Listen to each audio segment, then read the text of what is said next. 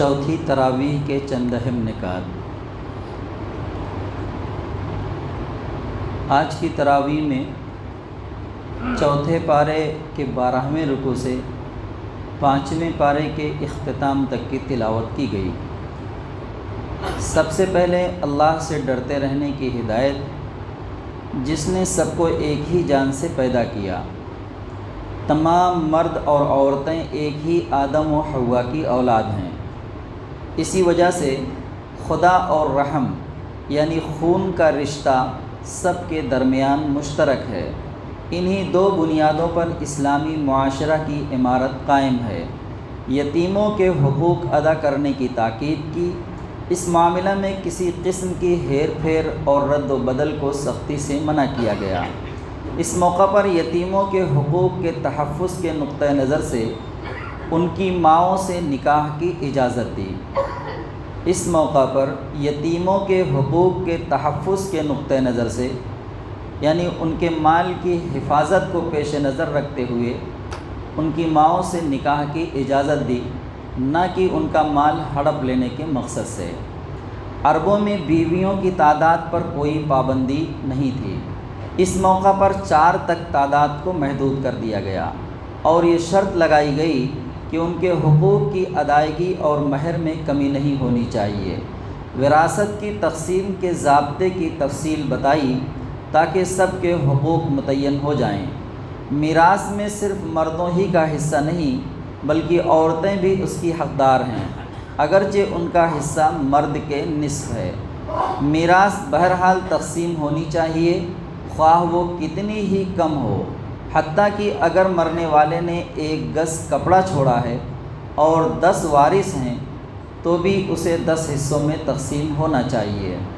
وراثت کا قانون ہر قسم کے اموال و املاک پر جاری ہوگا، خواہ وہ منقولہ ہو یا غیر منقولہ، زرعی ہو یا غیر زرعی، آبائی ہو یا غیر آبائی۔ تمام املاک کو ورثہ میں شرعی طور پر تقسیم کرنا ضروری ہے۔ قریب تر رشتہ دار کی موجودگی میں بعید تر رشتہ دار میراث نہ پائے گا۔ وراثت میں ہر ایک کا حصہ متعین کرنے کے بعد بتایا گیا کہ یہ تقسیم اللہ تعالیٰ کے کامل علم کی بنیاد پر ہے۔ تمہیں نہیں معلوم کہ کون کتنا قریب ہے اور کون کتنا دور ہے، نیز یہ احکامات اللہ کی طرف سے فرض قرار دیے گئے ہیں۔ یہ اللہ کی حدود ہیں جو ان پر عمل کرے گا اور سب کو حق شرعی کے مطابق دے گا، اللہ تعالیٰ اسے اپنی بیش بہا جنت میں داخل فرمائے گا، وہ اس میں ہمیشہ رہے گا، اور یہ بڑی کامیابی ہے۔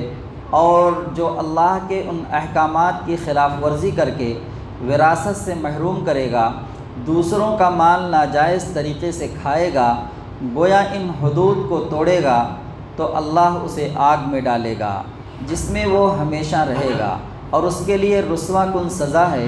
یہ احکامات اس لیے ہیں کہ کوئی طاقتور فریق کمزور کو اس کے حق سے محروم نہ کر سکے اور آپس میں ظلم و حق تلفی کے جھگڑوں کو روکا جا سکے۔ اس بات کا اعلان کہ عورت مال وراثت نہیں ہے۔ عربوں میں دستور تھا کہ سوتیلی ماں بیٹے کو ورثہ میں مل جاتی تھی، اس سے منع کیا اور یہ بھی بتایا کہ عورتوں کو دیا ہوا مال ان سے واپس لینے کے لیے تنگ نہ کرو۔ پھر ان عورتوں کی تفصیل جن کے ساتھ نکاح ناجائز ہے وہ یہ ہیں۔ اللہ تبارک تعالیٰ نے فرمایا کہ وراثت میں ہر ایک کا حصہ متعین کرنے کے بعد بتایا کہ یہ تقسیم اللہ تعالیٰ کے کامل علم کی بنیاد پر ہے۔ یہ اتنا پختہ علم کی بنیاد پر ہے کہ ایک ماہر قانون امریکی جو وقت کے امریکی صدر کے مشیر ہوا کرتے تھے،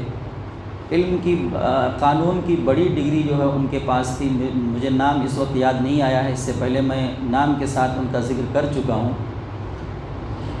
انہوں نے صرف یہ 2 آیت مال وراثت کی تقسیم کا جب قرآن میں مطالعہ کیا تو یہ 2 آیت ہی ان کے ایمان لانے کا سبب بن گئی، کیونکہ وہ قانون کے ماہر تھے۔ وہ یہ کہتے ہیں کہ امریکہ کے اندر وراثت کے مال کو تقسیم کرنے کے لیے جو ضابطے، جو قانون مقرر کیے گئے ہیں، بنائے گئے ہیں، وہ کئی جلدوں پر مشتمل ہیں۔ جو موٹی موٹی کتابیں ہوتی ہیں کئی جلدوں پر مشتمل ہیں، اور اس کے بعد بھی اطمینان نہیں ہے لوگوں کو، یعنی مطمئن نہیں ہو پا رہے ہیں اس تقسیم سے۔ اللہ تبارک تعالیٰ نے مال وراثت کو تقسیم کرنے کا قانون 2 آیت میں بیان کیا ہے۔ بولے یہ انہوں نے اس کا مطالعہ کرنے کے بعد کہا کہ یہ الہی علم ہی ہو سکتا ہے، اس کے علاوہ اتنی بہتر تقسیم اور کوئی دوسرا کر نہیں سکتا۔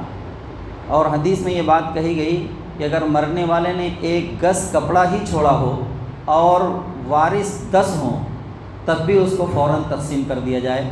مال وراثت کو روکنا بہت زیادہ دیر تک، جتنا دیر مال کو تقسیم ہونے میں لگے گی اتنے ہی جو ہے حالات خراب ہوں گے اور جھگڑے وجود میں آئیں گے، اس لیے جتنی جلدی ممکن ہو سکے اس کو تقسیم کر دینا چاہیے۔ پھر ان عورتوں کی تفصیل جن کے ساتھ نکاح ناجائز ہے وہ یہ ہیں: مائیں، نانی، دادی خواہ سگی ہوں یا سوتیلی، بیٹیاں، پوتی، پڑ پوتی، نواسی، سگی سوتیلی، بہنیں خواہ سگی ہوں، ماں شریک بہن ہو یا باپ شریک بہن، تینوں اس حکم میں یکساں ہیں، پھوپھیاں، خالائیں، بھتیجیاں، بھانجیاں، سگے ہوں یا سوتیلے، رضائی مائیں جن ماؤں کا دودھ پیا ہو، دودھ شریک بہن۔ اس امر پر امت میں اتفاق ہے کہ ایک لڑکے یا لڑکی نے جس عورت کا دودھ پیا ہو اس کے لیے وہ عورت ماں کے حکم میں ہے اور اس کا شوہر باپ کے حکم میں ہے، اور وہ تمام رشتے جو حقیقی ماں اور باپ کے تعلق سے حرام ہوتے ہیں رضائی ماں باپ کے تعلق سے بھی حرام ہو جاتے ہیں۔ نبی کریم صلی اللہ علیہ وآلہ وسلم کا ارشاد ہے کہ دودھ پینے سے وہ تمام رشتے حرام ہو جاتے ہیں جو حقیقی رشتوں میں حرام ہے۔ ساس بھی حرام ہے۔ سوتیلی بیٹی جس کی ماں کے ساتھ خلوت ہوئی ہو، اگر خلوت نہ ہوئی ہو تو وہ حرام نہیں۔ سگی بہوئیں، پوتے اور نواسوں کی بیویاں حرام ہیں، البتہ لیپالک بیٹے کی بیوی جب مطلقہ یا بیوہ ہو تو حرام نہیں۔ 2 سگی بہنوں کا ایک وقت میں ایک شخص کے نکاح میں جمع کرنا بھی حرام ہے۔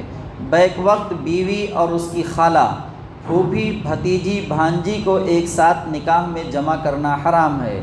اس بارے میں وصول یہ ہے کہ ایسی 2 عورتوں کو ایک شخص کے نکاح میں جمع کرنا حرام ہے جن میں سے کوئی ایک اگر مرد ہوتی تو اس کا نکاح دوسرے سے حرام ہوتا۔ وہ عورتیں بھی حرام ہیں جو کسی دوسرے کے نکاح میں ہوں، البتہ ایسی عورتیں اس سے مستثنیٰ ہیں جو جنگ میں باندی بن کر آئیں۔ ان عورتوں کے ماں سوا تمام عورتیں تمہارے لیے حلال ہیں بشرطے کہ تم ان کے مہر ٹھیک ٹھیک ادا کرو۔ نکاح کا مقصد عصمت و عزت کی حفاظت ہو، نہ کہ محض شہوت رانی۔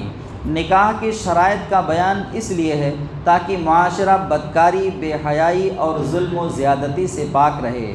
یہ بھی واضح کیا کہ اصلاح و ہدایت اور معاشرہ کے استحکام و پاکیزگی کے ان احکامات میں اللہ نے وہ سہولت بھی ملحوظ رکھی ہے جو لوگوں کی طبعی کمزوری کے پیش نظر ضروری تھی۔ اس لیے خبردار، نفس پرستوں کے بہکانے میں نہ آ جانا۔ وہ تمہیں پاکیزگی کے راستے سے ہٹا کر نفس پرستی کے اندھیروں میں بھٹکا دینا چاہتے ہیں۔ مسلمانوں کو ایک دوسرے کا مال ناجائز طریقے سے کھانے اور ایک دوسرے کا خون بہانے کی ممانعت کی اور بتایا کہ اللہ خود رحیم ہے، اس لیے چاہتا ہے کہ اس کے بندے بھی آپس میں ایک دوسرے کے لیے رحیم ہوں۔ جو لوگ معاشرہ میں ظلم و زیادتی کا بیج بوئیں گے وہ سب جہنم میں جھونک دیے جائیں گے۔ البتہ جو لوگ بڑے گناہوں سے، جنہیں عام زبان میں گناہ کبیرہ کہتے ہیں، بچتے رہیں گے، ان کے چھوٹے گناہوں سے اللہ درگزر فرمائے گا۔ فرمایا، شریعت میں عورت اور مرد دونوں کے لیے جو حدود اور حقوق متعین کر دیے گئے ہیں سب کو ان کے اندر رہنا چاہیے۔ ہر ایک اپنی اپنی حد کے اندر کی ہوئی ہر محنت کا اجر اللہ کے یہاں پائے گا۔ خاندان اور معاشرے میں سربراہی اور قوامیت کا مقام مرد کو دیا گیا، کیونکہ اپنی پیدائشی صفات اور خاندان کی کفالت کا ذمہ دار ہونے کی وجہ سے وہی اس کے لیے موضوع ہے۔ نیک بیویاں اس کا احترام کریں، اور جن عورتوں سے سرکشی کا اندیشہ ہو تو ان کے شوہر انہیں نصیحت کریں اگر ضرورت محسوس ہو تو مناسب تنبیہ بھی کی جا سکتی ہے، اور اختلافات بہت بڑھ جائیں تو ایسی صورت میں شوہر اور بیوی دونوں کے خاندانوں میں سے ایک ایک پنچ مقرر کیا جائے جو حالات کی اصلاح کی کوشش کریں۔ میاں بیوی کے تعلقات بہت اہم ہوتے ہیں۔ یہ تعلقات اگر مضبوط ہوں تو پھر یہیں سے ایک مضبوط معاشرہ تشکیل پاتا ہے۔ اس لیے اس پر اتنا زور دیا گیا ہے، بار بار جو ہے حقوق کے ادائیگی کی تاکید کی گئی ہے، مرد کو حاکم مقرر کیا ہے۔ وجہ یہ بتلائی کہ وہ تمہارے اوپر یعنی عورتوں کے اوپر اپنا مال خرچ کرتے ہیں،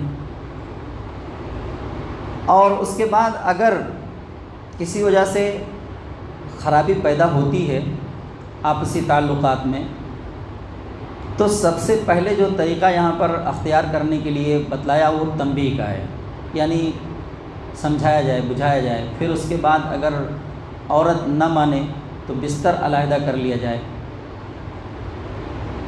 اگر اس سے بھی نہ مانے تو کچھ سخت تنبیہ کی بھی گنجائش ہے۔ ساتھ ہی ساتھ یہ بھی کہہ دیا گیا ہے کہ پھر وہ ضرب چہرے پر نہ لگائی جائے، اتنی زور سے نہ مارا جائے کہ نشان پڑ جائیں وغیرہ وغیرہ۔ اس سے بھی اگر بات نہیں بنتی ہے پھر دونوں خاندانوں کے طرف سے ایک ایک جو خاندان کے سربراہ ہوتے ہیں، ایک مرد کی طرف سے ایک عورت کی طرف سے، پھر اس تعلقات کو بہتر بنانے کی کوشش کریں۔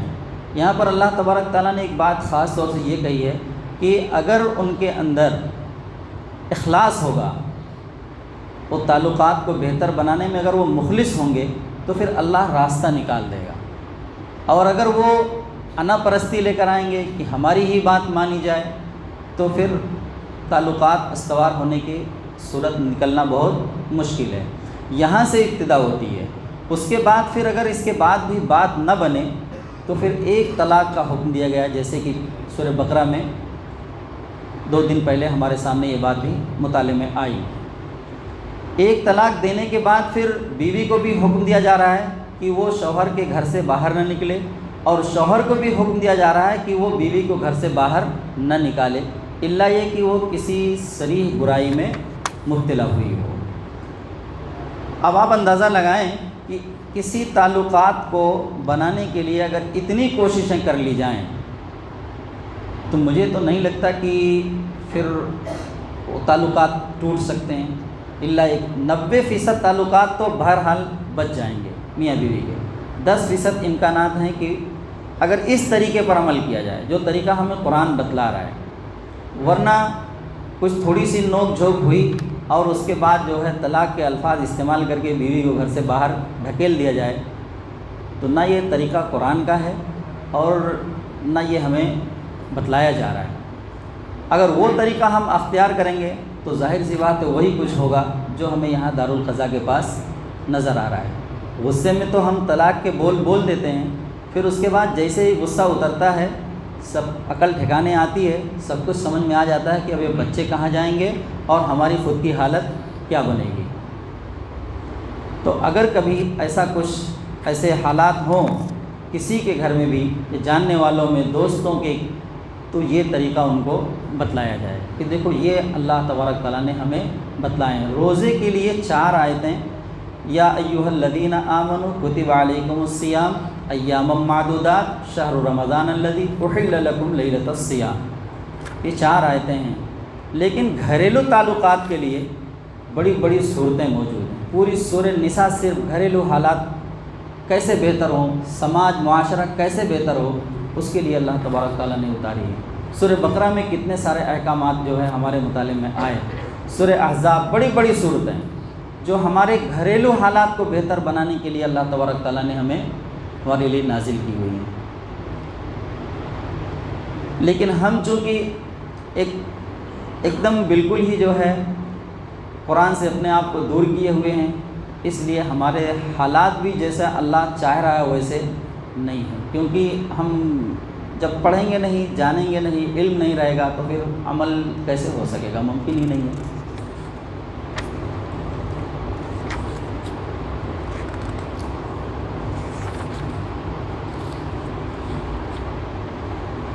اللہ نے والدین، اقربا، یتامہ، مساکین، پڑوسی، رشتہ دار ہوں یا نہ ہوں، یا عارضی اور وقتی، مسافر اور ماتحت، سب کے حقوق پہچاننے اور ادا کرنے کی تاکید کی۔ اللہ کو وہی بندے پسند ہے جو متواضع اور نرم مزاج ہوں۔ وہ ان لوگوں کو پسند نہیں کرتا جو اکڑنے والے، کنجوس اور کنجوسی کا مشورہ دینے والے۔ اس طرح وہ بھی پسند نہیں جو اللہ کی خوشنودی کے بجائے لوگوں کو دکھانے اور نام آوری کے لیے خرچ کریں۔ یاد رکھو، لوگوں کے حقوق ادا کرنے اور اللہ کی راہ میں خرچ کرنے والے کبھی گھاٹے میں رہنے والے نہیں ہیں، ان کے لیے اللہ کے ہاں بڑا اجر ہے۔ ان لوگوں کے لیے بڑے افسوس کا اظہار کیا جو آخرت سے بالکل بے پرواہ ہو کر اس کے رسول صلی اللہ علیہ وآلہ وسلم کی نافرمانی پر اڑے ہوئے تھے، ایمان اور عمل صالح کی راہ نہ خود اختیار کرتے تھے اور نہ دوسروں کو اختیار کرنے دینا چاہتے تھے۔ پھر تنبیہ کی کہ اس آخری رسول صلی اللہ علیہ وآلہ وسلم کے ذریعے تبلیغ کا حق ادا ہو چکا ہے۔ جواب جو اب بھی نہیں سنیں گے وہ سوچ لیں کہ ایک دن ایسا آنے والا ہے جس دن اللہ سب رسولوں کو ان کی صفوں پر گواہ ٹھہرا کر پوچھے گا کہ تم نے اپنی امتوں کو کیا دعوت دی اور انہوں نے کیا جواب دیا۔ پھر یہی سوال اس آخری امت کے متعلق آخری رسول صلی اللہ علیہ وآلہ وسلم سے بھی ہوگا۔ وہ دن ایسا ہوگا کہ نہ کسی کے لیے کوئی جائے پناہ ہوگی اور نہ کوئی شخص کوئی بات چھپا سکے گا۔ اس تنبیہ کے بعد اللہ کے سب سے بڑے حق یعنی نماز کے بعض آداب و شرائط بتائے۔ یہودیوں کی بعض شرارتوں کا ذکر کیا، خاص طور پر نبی صلی اللہ علیہ وآلہ وسلم کے بارے میں ایسے الفاظ بولنے کی عادت جن کے دو معنی نکلتے ہوں کہ مسلمان جو مطلب سمجھیں وہ اس سے الٹ مطلب مراد لیں۔ بتایا کہ یہ حرکتیں وہ حسد کے سبب کرتے ہیں، لیکن اللہ نے فیصلہ کر لیا ہے کہ وہ رسول اللہ صلی اللہ علیہ وآلہ وسلم اور آپ کی امت کو کتاب و حکمت اور عظیم الشان سلطنت عطا فرمائے گا، اور یہ حاسد ان کا کچھ نہ بگاڑ سکیں گے۔ چنانچہ دنیا نے دیکھا کہ عرب کے بدو اٹھے، رسول اللہ صلی اللہ علیہ وآلہ وسلم کا دامن تھاما اور 800 برس دنیا کی امامت کی۔ یہ طویل حکومت و سلطنت اسلامی معاشرہ قائم کرنے کا نتیجہ تھا۔ مسلمانوں کو نصیحت کی کہ جب یہ امانت یہود سے لے کر تمہیں دی جا رہی ہے تو تم ان کی طرح امانت میں خیانت نہ کرنا، بلکہ اس کا حق ٹھیک ٹھیک ادا کرنا اور ہر حال میں عدل پر قائم رہنا۔ اللہ اور اس کے رسول صلی اللہ علیہ وآلہ وسلم اور جو تم میں سے حکمراں ہوں ان کی اطاعت کرتے رہنا، اور اگر تم میں اور حکمرانوں میں اختلاف ہو جائے تو اللہ اور رسول صلی اللہ علیہ وسلم کی طرف معاملے کو لوٹانا تاکہ جھگڑے کا صحیح فیصلہ ہو سکے اور تمہارا شیرازہ نہ بکھرے۔ منافقوں کو ملامت کی کہ وہ رسول اللہ صلی اللہ علیہ وآلہ وسلم کی اطاعت پر جمع ہونے کے بجائے اسلام اور مسلمانوں کے دشمنوں سے میل جول رکھتے ہیں اور اس کو اپنی عقل مندی سمجھتے ہیں، حالانکہ اس وقت تک ایمان معتبر ہی نہیں جب تک وہ پورے طور پر اپنے کو نبی صلی اللہ علیہ وآلہ وسلم کے حوالے نہ کر دیں اور ہر معاملہ میں ان کی اطاعت کرنے لگیں۔ ان آیتوں میں امت کو حکم دیا جا رہا ہے کہ اگر آپسی تعلقات خراب ہوں تو اس معاملے کو ہم اللہ اور اس کے رسول کی طرف لوٹائیں، یعنی اپنا فیصلہ ہم شریعت کے مطابق کروائیں۔ اب رسول تو موجود نہیں رہے لیکن ان کے وارثین موجود ہیں جن کے اندر یہ فیصلہ کرنے کی صلاحیت ہو، ہم اپنے معاملات کو ان کے پاس لے کر جائیں اور ان سے اپنے فیصلے کروائیں۔ مسلمانوں کا اپنی مدافعت اور دارالکفر میں گھرے ہوئے دارالکفر میں گھرے ہوئے مظلوم مسلمانوں کی آزادی کے لیے جہاد کی تاکید کی۔ سب سے پہلی تاکید تو یہ کہ اپنی مدافعت کی جائے، اپنا بچاؤ کیا جائے۔ یعنی آج کل جو حالات چل رہے ہیں، اگر کوئی کہیں حملہ آور ہم پر حملہ کر رہا ہے تو ایسا نہ ہو کہ ہم صرف کھڑے ہو کر اس کی مار ہی سہتے رہیں، بلکہ ہمیں اپنے دفاع کا، اپنے بچاؤ کا پورا حق ہے۔ ہم اپنے بچاؤ کے لیے، اپنے دفاع کے لیے جو بھی ممکن ہو سکے کوشش ہم کریں۔ اور مسلمانوں کو اپنی مدافعت اور دارالکفر میں گھرے ہوئے مظلوم مسلمانوں کی آزادی کے لیے جہاد کی تاکید کی اور ان کو ملامت کی جو جہاد سے جی چراتے ہیں، مسلمانوں کی ہمتیں پست کرتے ہیں اور جہاد کے فائدوں میں تو حصہ دار بنتے ہیں مگر کوئی خطرہ مول لینے کو تیار نہیں ہے۔ منافقوں کی اس حالت پر بھی ملامت کی کہ جب جہاد کا حکم نہیں تھا تو بڑھ چڑھ کر جہاد کا مطالبہ کرتے تھے، مگر جب حکم آ گیا تو اسلام کے دشمنوں سے ایسا ڈرتے ہیں جیسے اللہ سے ڈرنا چاہیے، حالانکہ موت سے کوئی بھی نہیں بچ سکتا۔ اسی طرح اس بات کو بھی ناپسند کیا کہ فائدہ پہنچ جائے تو اسے اللہ کا کرم قرار دیا جائے، مگر نقصان پہنچ جائے تو اسے رسول اللہ صلی اللہ علیہ وآلہ وسلم اور مومنوں کی بے تدبیری قرار دیا جائے، حالانکہ خیر و شر سب اللہ کی طرف سے ہے۔ ہاں، شر کا بڑا حصہ اہل نفاق کے اعمال کا نتیجہ ہوتا ہے۔ آخر میں نبی اکرم صلی اللہ علیہ وآلہ وسلم کو تسلی دی کہ جو تمہاری اطاعت کرنے والے ہیں وہی اللہ کی اطاعت کرنے والے قرار پائیں گے، اور جو تمہاری اطاعت سے گریز کریں ان کا معاملہ اللہ کے حوالے کر دو، تم پر ان کی ذمہ داری نہیں۔ اس موقع پر منافقین کی اس شرارت کا بھی ذکر کیا کہ اگر ان کو خطرہ کی کوئی خبر پہنچتی ہے تو سنسنی پیدا کرنے کے لیے اس کو فوراً پھیلا دیتے ہیں، حالانکہ صحیح طریقہ یہ ہے کہ اس کو رسول اللہ صلی اللہ علیہ وآلہ وسلم یا ذمہ دار لوگوں تک پہنچایا جائے تاکہ وہ غور و فکر کر کے اس کے تدارک کا سامان کر سکیں۔ منافقین کی ان ساری حرکتوں کے باوجود مسلمانوں کو ہدایت دی کہ معاشرہ کے اندر ان کو نکو بنانے کی کوشش نہ کی جائے، بلکہ ان کے ساتھ عام مسلمانوں کا صحیح سلوک کیا جائے، یعنی کلام و سلام جاری رکھا جائے تاکہ ان کے لیے اپنی غلطیوں کی اصلاح کا موقع باقی رہے۔ جہاد کے لیے ہر وقت تیار رہنے کا حکم دیا گیا اور خطرہ کی حالت میں نماز پڑھنے کا طریقہ بتایا گیا۔ ان مسلمانوں کو تنبیہ کی گئی جو کھلے ہوئے منافقین کے معاملہ میں بھی مداہنت برتتے تھے۔ خطرے کی حالت میں نماز پڑھنے کا طریقہ بتلایا گیا، یعنی اگر حالت جنگ میں ہو تو کس طرح سے نماز ادا کی جائے۔